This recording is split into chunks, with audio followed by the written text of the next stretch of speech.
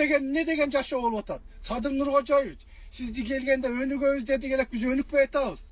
Сиздин кылган иштериңерчи өтө туура эмес болуп атат. Силер өнүктүрбөй эле элди кыйнап эзип бүттүңөр.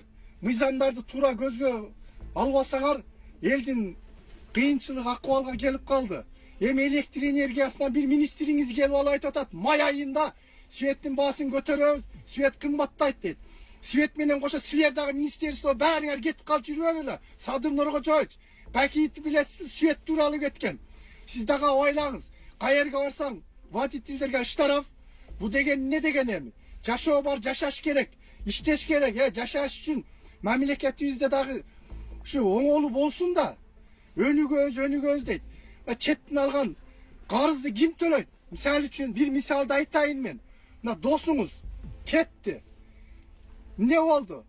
Эми эртең күнү сиз да кетип калсаңыз, карызды ким төлөйт?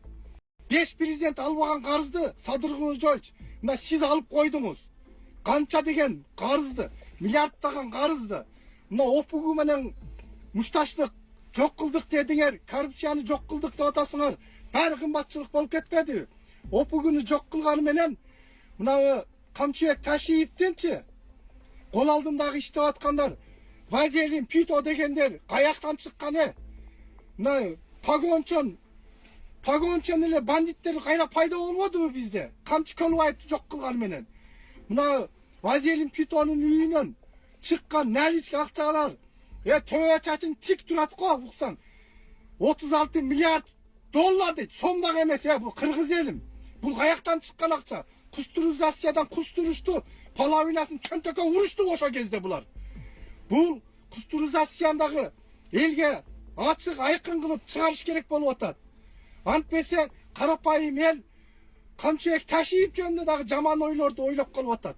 Камчыбек Ташиевдин кылган иштери абдан чоң, зор. Ал ишти бир күндө жууп койдук. Мынакей. Эми мен ушунучу бүткүл кыргыз элим падилес этип президентке жеткизип койгула. Президентим, сиз буну туура кабыл алыңыз. Мен карапайым эл катары сизге кайрылуу жасап атам, туура кабыл алыңыз. Рахмат укканыңыздарга.